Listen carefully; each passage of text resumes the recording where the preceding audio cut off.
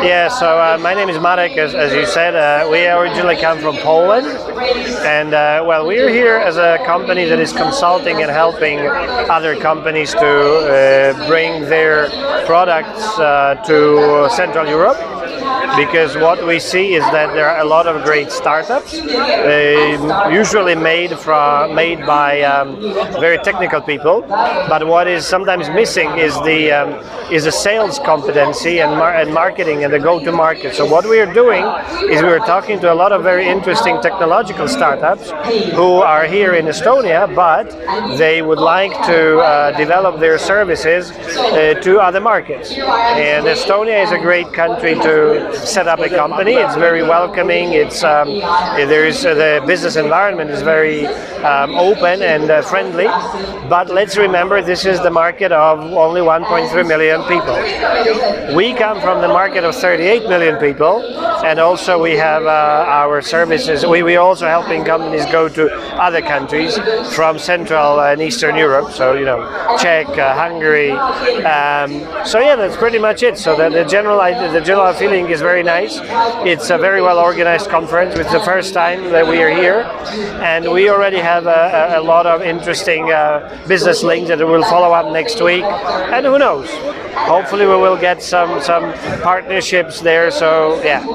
That I wanted to ask, how's the experience so far, and have you been to similar startup events in other countries of Europe like Germany or bigger countries like Germany, France? Actually, last year I was at a conference in Berlin. The conference is called We Are Developers, but that's a completely different feeling. So here we really see a lot of companies that are made by technological and by engineers, and there are a lot of founders. Whereas there we saw more of just not just, but the engineers who were looking for new jobs, and it was more like a trade fair, like a job fair. Oh, that's totally different. That's completely different. So I think for our purpose, where we are looking for companies that we can invest our time and money and experience in, this is actually much better than the event last year, even though it was similar in size, but a different audience. Yeah.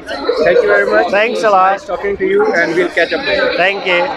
Nimaila, and she is not only a startup founder, but she is a speaker. And this yellow badge means someone who is special at the event. Not everybody gets the chance to speak. So tell us about your company and what you're doing here.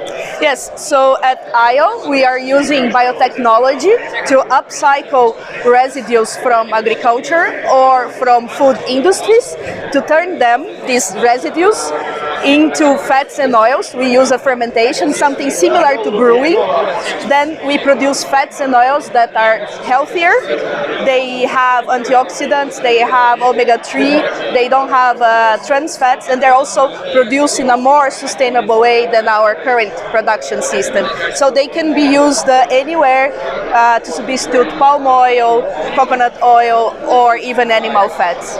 So I think this is very interesting, but maybe not everyone can understand it, but anyone who's interested, so they want to know if it is a startup idea, how does it work? So you have to research about it, right? It takes a lot of time, you need funding for that. So how did you start it? Who got this idea? How did the founders came together?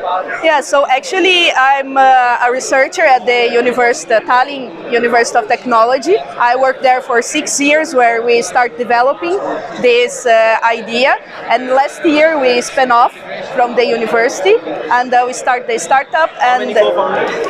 We are 2 co-founders, both scientists, but last year we got our seed round from specialized VC in food tech, and now at IO we are 7 people. Okay, that's really great. Wish you all the best, and thank you. We have a talk today. We will hear the talk, and I hope many people will be inspired. All the best. Thank you. Nice to meet you. Hi. So Leonardo, tell us about your startup. Yeah, so FrySpace is a B2B SaaS company for media companies, and it's a project management for the post-production of media. So what it means is the process that comes after we've collected some material, we've shot some material, we need to basically edit it, we need to do colors and sound. And for all of that process, we have the software to basically manage it and do the project management of it. Good. I think people can also look at the website fryspace.com. But let's start discuss about the journey. Yes. So what is the current status of the project? You are already selling it, and from where you started? How many years ago you started? How many founders were there? Did you get any funding? Something like this for our people who are interested in making startups. Yes, so we're quite a new company. We started in June 2022, so last year. We're 1 year old now. We haven't received any funding yet. We're basically self-funded until now. We got some public funds as well to help us, but we haven't raised any capital yet. We've got a first product on the market that is actively being used to do big TV shows like The Voice of Germany, and we are now raising capital to actually, accelerate product growth and then also get a sales team so we can actually accelerate the whole company. So how was your experience till now in Estonia, and what was the motivation to come here? I think it's always good to connect to other startups and to, in general, see other ecosystems and see, what's good in your country and what might be better in other countries.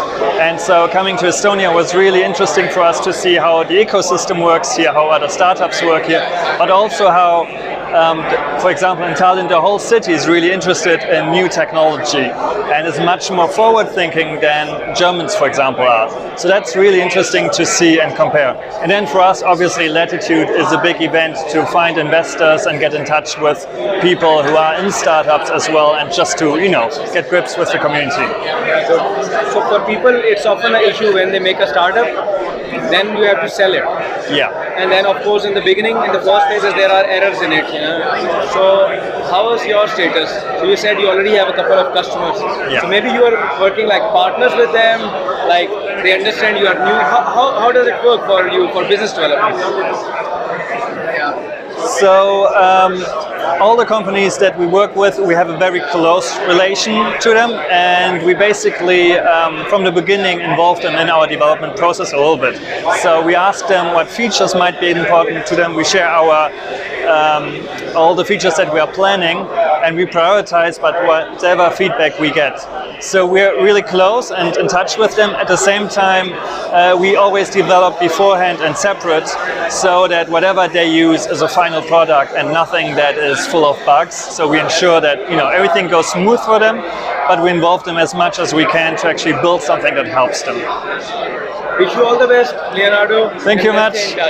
Thank you much. And for all the people, you can have a look at fryspace.com. Bye-bye. Bye.